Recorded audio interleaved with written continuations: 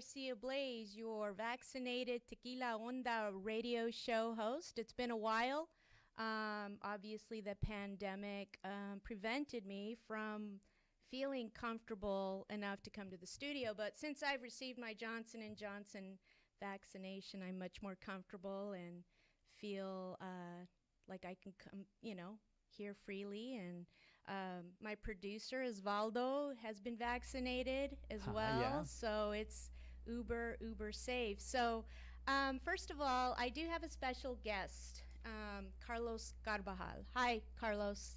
Hi, Didi. How are you? Pleasure to be here. Good. Listen, let me just do a quick bio of you before we kind of dig in. First of all, thank you for coming on the show Well, and, thank you. Thank yep, you. being a guest. And so, just a quick bio on Carlos Carbajal. Carlos Carbajal left his mark in the history of the lowrider culture.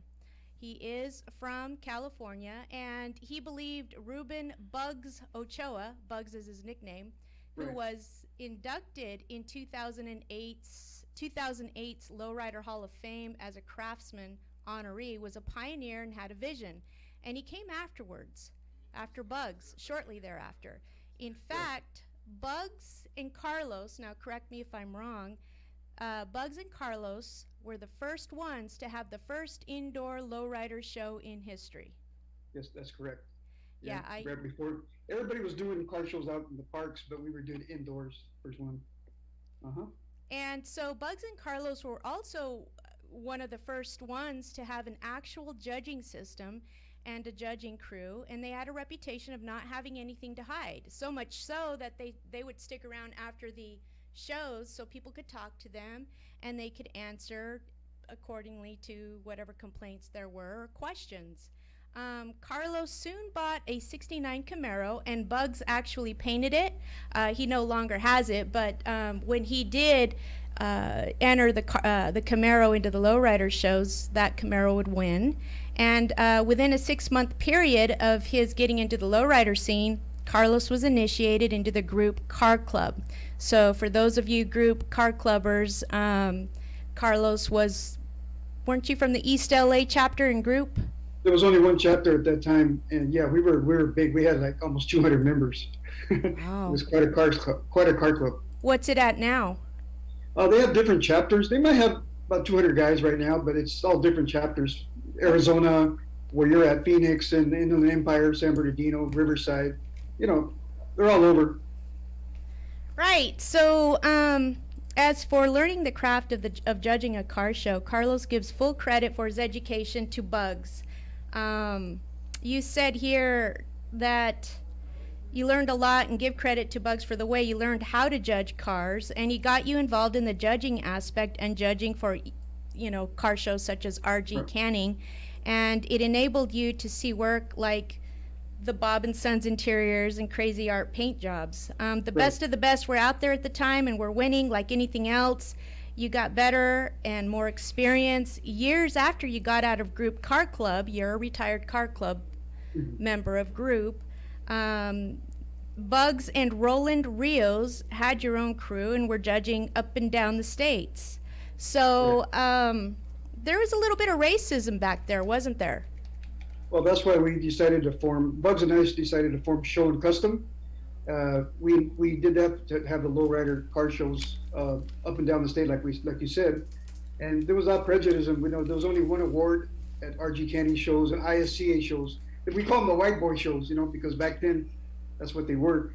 And we had a lot of nice cars, but we weren't winning. It was just one category and that was it. So I developed 3 first, second, and third special awards, special interests, a lot of different categories to make everybody happy and do our best to spread them out. You understand what I'm saying? Yeah. Yeah, that's what we did. We formed that, and we took our system, and the same judging system that Lowrider Magazine uses and everybody today, if they do by points system, is what I invented. I took everything from RG Canning and perfected it, made it better, and that's what they use today. Good. All right. Oh, no puedo oír. ¿Me Oh, you escuchas? can't hear? Yeah, now I can. Oh, Testing. hear me? What was the last sentence you said? I said I ¿Yo perfected escucho the bien? judging system what they use today. You know, everybody else got it from me. So I'm kind of the inventor of it. Right. So let's go ahead and dig into the questions I kind of gave to you Sure, over chat. So sure. the the best question that I have Okay. is you were instrumental in the movie Boulevard Nights, a movie that Yes. had lowriders in it, which included cruising up and down the famous Whittier Boulevard. Tell us what your role was in Boulevard Nights. Yes, Didi. I think that movie said it all about the low. That was the true lowrider, um, like history there. I mean, it was the cars and the other scenes that they shot in other locations. But I was just the main guy to organize all the cars, tell them when to stop, when to go. 3 nights we did this. You know, the shooting scenes. You know, on the boulevard, the girls in the cars, the guys in the cars, and I would just basically tell them what to do. So that was like I said, 3 days, 3 nights, 3 nights of I'm sorry, 3 nights of that. Um, and then they asked me to get other car clubs involved. So that's what I did because I knew a lot of people. Are you still with you? Yeah, I Oh, hear yeah. you, but you kind of broke up for some reason. Oh, There's a little bit I of don't a know. breakup. More? Un poco. But anyway, okay, so Boulevard Nights. I did see that Imperior's Car Club made its sort of debut. Right, right. They were back then. A little history. There was a lot of car club wars. You know, the car club didn't get along with each other. A lot of car clubs were fought with each other. The Imperials are always kind of neutral, so they were asked to be the main focus of the movie. Um, so I mean, but there was car clubs there, but the Imperials, like I said, they were more of a peacemaker type of car club, and they had a Nice. lot of nice cars. They had the top cars back then, so they had a right to be that way. Um, so I just during the night scenes, I mean, there was gangs there. There was different car clubs that didn't like each other, but they all got along for those 3 nights just to film the scenes. What other car clubs were there besides Imperials and then Dukes? I think Dukes had a scene in there where you could kind of see the placa. Yeah, the Dukes, Imperials, Group, New Movement. There was a handful of Latin Lords. Who else was the Bachelors LTD? Uh, New Life had a few cars there. But there was a lot of stragglers. There wasn't a whole lot of car clubs with nice cars, but now there is. You can get a lot of them. You know, there's a lot of car clubs right now. So it was a little. You could count the car clubs back then. You know. What other roles did you have in entertainment with regard to the lowrider scene? Well, I just did the lowrider car shows, like I said, with Show and Custom. Then I did some at Pico Rivera Sports Arena, which later I became one of the promoters, and I brought Vicente Fernandez from Guadalajara, Mexico, to sing for us. That's another chapter in my life. But I've done a lot of stuff. You know, I'm 66 years old now, and like I said, I've done a lot of stuff, and I still judge car shows today. But yeah, I've done a lot of stuff. Basically with car shows. Back to Boulevard Nights, Mhm. in that movie, which car club brought the most, or was it pretty much spread out? Well, the Imperials got all the scenes, as you know. You know the night scenes. Uh, I just directed They asked me to direct the cars in the movement and on the boulevard. You know, stop and go, and so they could shoot. And then the fight scenes. You know, I had to stop cars so they could shoot the fighting on the boulevard. I don't know if you remember those cholos that were fighting on the boulevard there. So Yeah. that was one of the scenes. So that was actually kind of like the way it happened back in the day when I was in Group Car Club. I mean, all the car clubs, we had nice cars like the Imperials. We Yeah. actually were there toe to toe with them. Another history thing, Chico and the Man, Yeah. that was supposed to be us, our car club. Group? But yeah, What happened? well, we were in war with Click, and we couldn't bring out our nice cars, so we couldn't do it. And Bugs told the producers, we can't be on your show, and the Imperial slipped right in.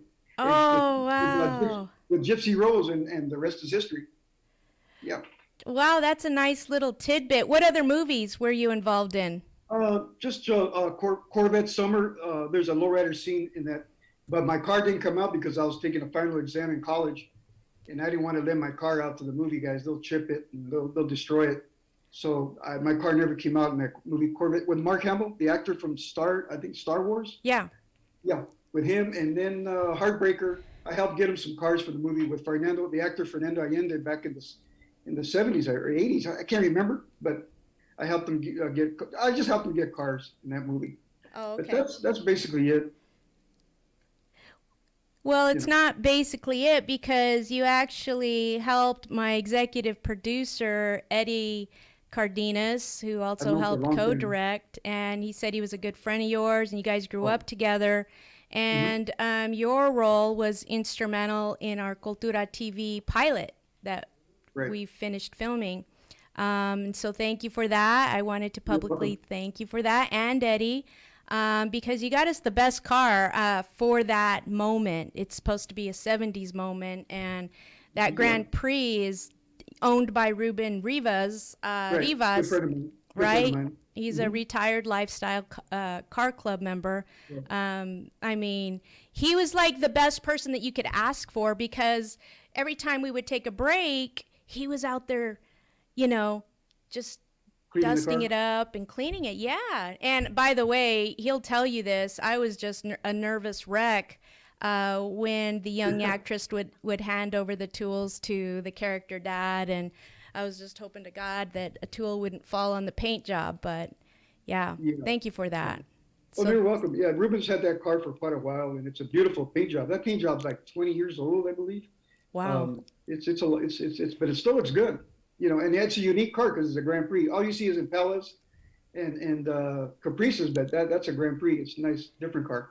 Yeah, it was. It Just was like my, perfect. just like my Camaro, it was a muscle car, but I had a vision for it and made it a lowrider back in the day. So Yeah, yeah. okay, so yeah, so that's like question number 6 here. But Oh, so, we have some ego issues over here in Phoenix sometimes where I've mhm. been told that Mercuries are not necessarily a There I lowrider. am. You I see me, believe that Didi? they are. You see me, Didi, right there sitting on my front of my Corvette. Yeah. I was 26 years old. That's 1980. Wow. I was good looking 40 years ago. Yeah, That's yeah. your Corvette. That's my '76 Corvette, and that's in front of Pico Rivera Sports Arena. That's Bugs Ochoa, and that's DJ Ray, Hector Torres, my friend Albert De La Rocha. We were all group car club members. East All LA Group Car LA Club. captain. Yeah, yeah. So, That was so my Camaro. I customized the front end and the headlights because they were round back then. And then that paint job today, Didi, would be about $30,000 just the paint job alone. Uh, wow. that thing won so many paint awards. I won a lot of trophies, and everywhere I showed, and if I had it out today, it would still be winning. Now, let's talk about the person who did that paint job, Bugs. Tell us a Yes, little bit about him, since you worked a lot with him early on. yeah, I Before met him. Lowrider Magazine became Lowrider Magazine, you guys were doing these indoor shows, and then Yeah, essentially Lowrider Magazine came to the forefront. But you guys were kind of pioneers yes, we before were. Lowrider Magazine. So tell us about Bugs and his paint Um, style. yeah, I met Bugs at the LA Sports Arena. I was there one time. My graduated from high school, and all my classmates told me to come down to the LA Sports Arena and check out our car show.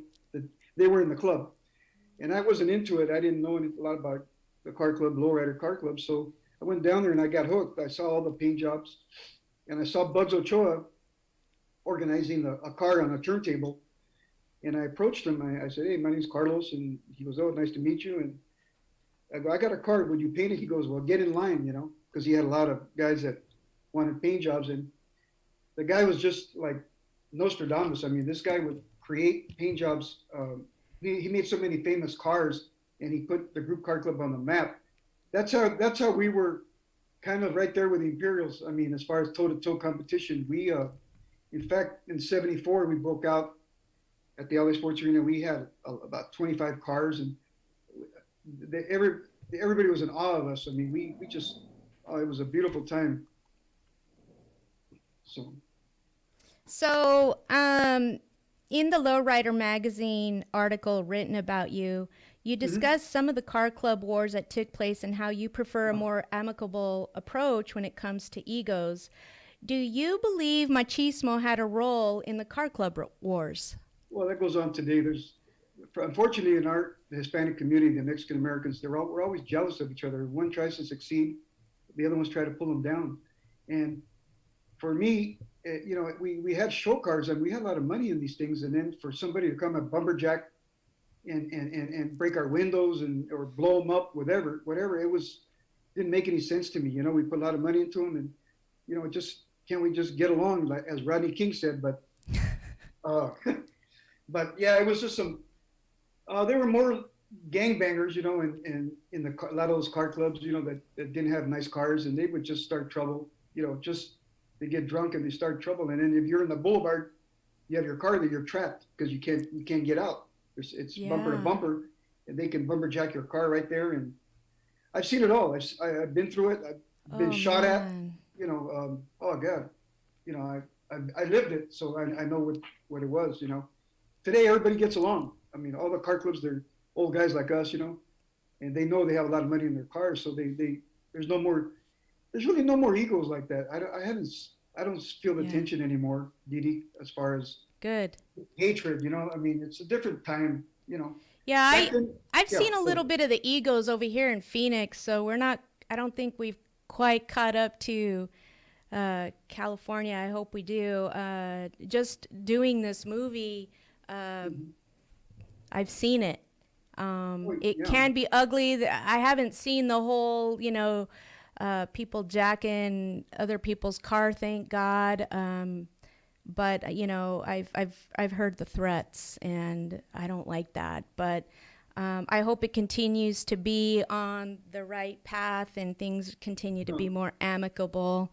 Yes. Um, be, Today guys have $150,000 cars, those convertible Impalas and 64 Impalas, and the doctor that's in my club, Dr. Steve Mott, he uh-huh. was in the club when I got in.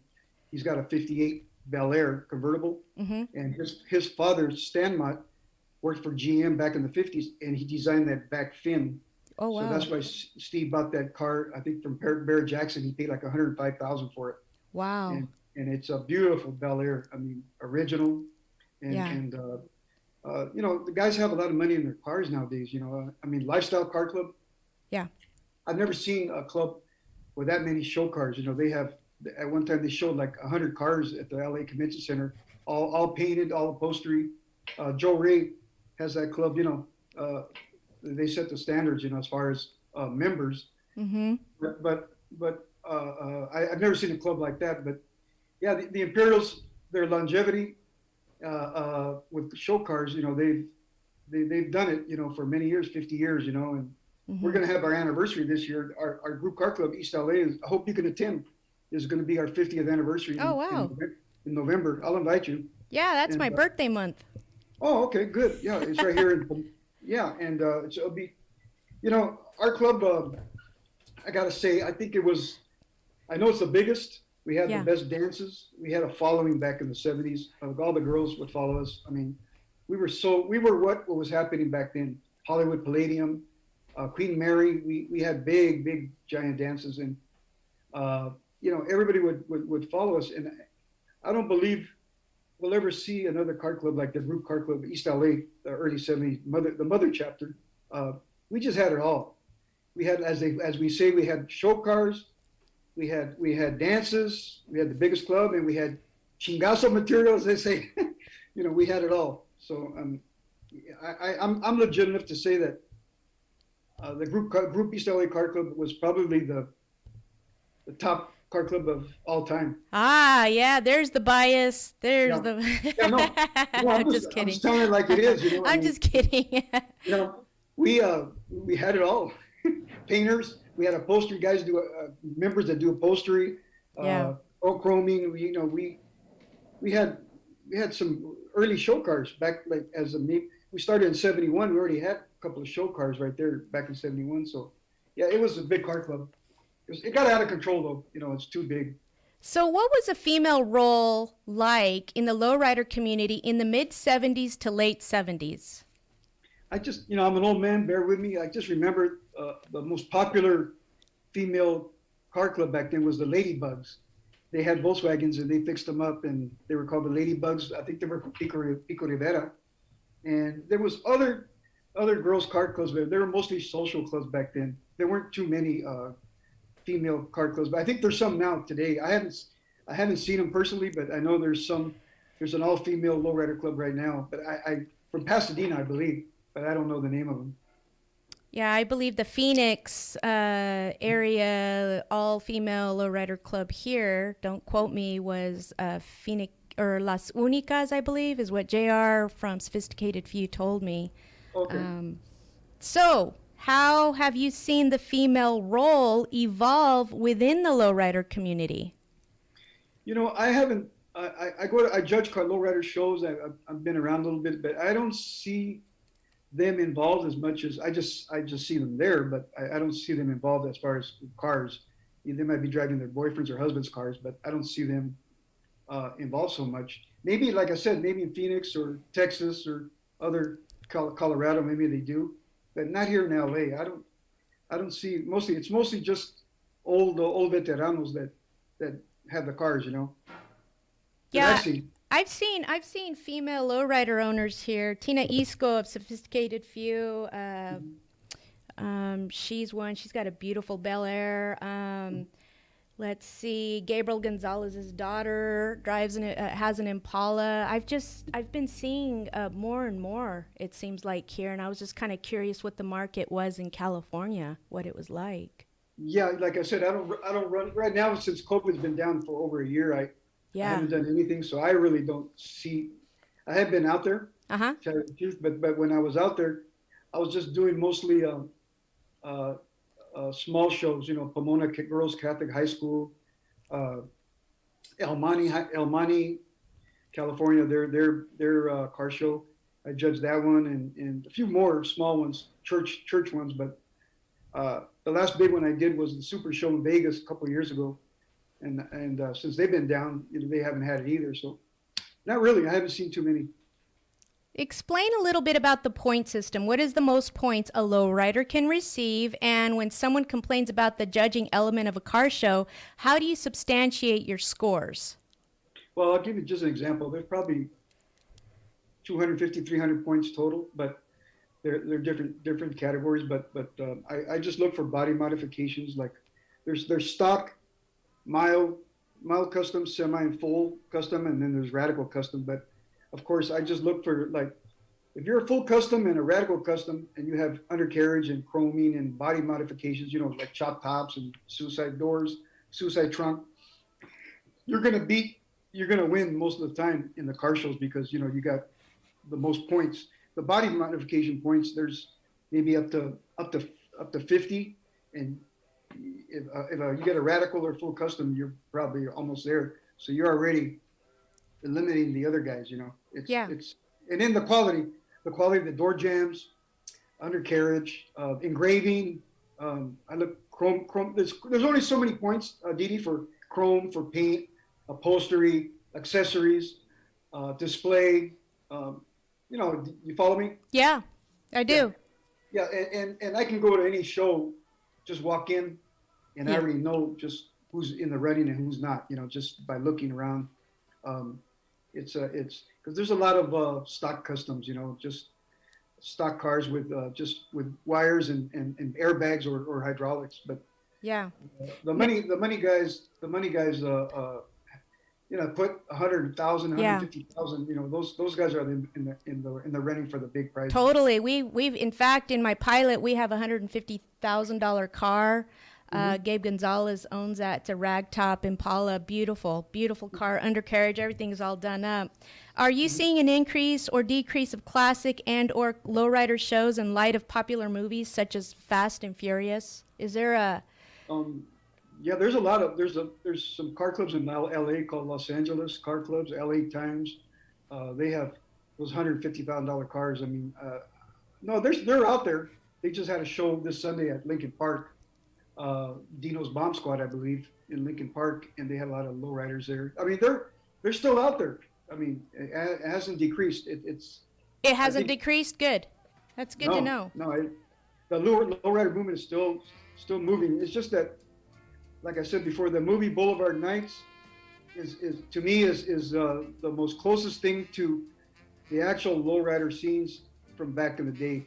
This latest movie with Eva Longoria, it doesn't tell the story. It's just today's lowriders, with the Impalas and everything, but it doesn't really show the true story back then. You're not the first person who's told me that. Enrique Castillo, who's a good friend of mine, he was El Mero Mero in Blood In, Blood Out. Oh, I know. I met him. Yeah, he also said the same thing. So this isn't the first time.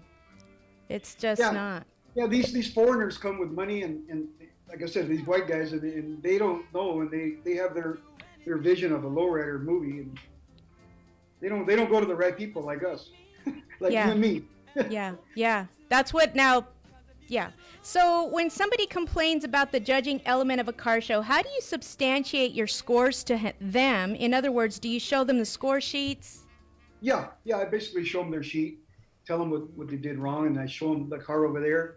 You competed against him in the full custom class or mild custom. He's got you outpointed. He's got more chrome, undercarriage. He's got trunk done or accessories. He outpoints you, and then they calm down. But I've had some back in the day. I had some run-ins with some tough characters, and they wanted to kick my ass and all this. I said, hey man, I got it. I got the scoring sheet right here. What do you want? I'm telling you what. I'm trying to be a gentleman and tell you what's wrong with your car. This is how you improve it to beat that guy. And that's what it is. What are some pointers you can give to the lowrider community with regard to how one can get the most points for their buck? Well, I mean, unless you're a drug dealer or have a lot of money, to build a show car today, you're going to need $50,000 minimum, and it's just too much money. The paints cost $25,000, then the upholstery another $20,000. So you're going to look over $50,000. I wouldn't build a show car. I would just buy a 65 Impala or 67 Impala and just paint it stock or paint it a nice paint job and just drive it. You can't build today to build a show car. Like I said, it just costs too much money. Last question. Now, I've been told by some of the egotistical folks, I'm thinking of one person essentially, but do you think, I believe Mercuries are considered lowriders. I was told that it's not. What's your take on that? I think they are, and they're chop top 50 Mercs with airbags. They're probably considered low rods. There's a low rod division, but I've seen Steve Gonzalez, formerly of Lowrider Magazine. He still has his 50. I can't remember what year it is. He still has his Merc, and he was always in the lowrider shows. Right. So yeah, a 50 Merc or 49 Merc chopped or whatever, customized. I mean, it's a lowrider. Yeah. That's what I think. Did you consider your Camaro a lowrider? Yeah, because I lowered it. I put wires 520s on it, and I didn't have hydraulics. I just lowered it because we drove back then. We didn't have car carriers. We didn't have a lot of money. I was going to school. I went to Cal State LA, then I transferred to UCLA. So I was an educated guy, kind of, Yeah. And I didn't have a lot of money, so we would drive to the car show. We would drive to San Diego, Santa Barbara, Ventura, wherever, to show our cars. We didn't. I didn't want hydraulics at that time because in case the hose pops or something, then I'm stuck. Yeah. Somewhere in Timbuktu. But my brother Steve had an unusual car. He had I don't know if I told you, he had a candy blue Pinto painted by Bugs, a Pinto, and he won the biggest trophies of the whole car club. He won subcompact class. He was in subcompact. It was so beautiful. And it was a lowrider. And he lifted it. He had hydraulics in a Pinto. A Pinto. Yeah, Pinto, folks. A Pinto lowrider. A Pinto. What do you call it? A Pinto bean? Was it the Pinto bean? Yeah, there was two actually back then. Tony Aguilar, he's in Lifestyle, ex-Lifestyle member. He's the one that actually got a hold of Ruben for you. Awesome. I got a hold of Tony, and he had a Pinto. That's cool. Yeah. So, but My brother and I, we just had different visions, and yeah, my Camaro, to me, it was the best. I've seen other ones, but no one can compare that one. Dazed and Confused, that was the nickname. Yeah, that's a pretty car, and Bugs did a great job. That wraps up our interview questions. Thank you for tuning in to Frecuencia Alterna. Carlos, where can people get a hold of you if they want you to judge their car show? Because I know you're still doing that. Yeah, Angel One just put an ad in her magazine. She has a magazine, Lowrider magazine out here in Southern California. My phone number is 626-962-9023. I'll be happy to judge big, small car shows with you. I have a crew. If it's a big show, just give me a call. My email is lawrencink@aol.com, and you can get a hold of me there too. So I appreciate Didi, everything you're doing for me. Thank you.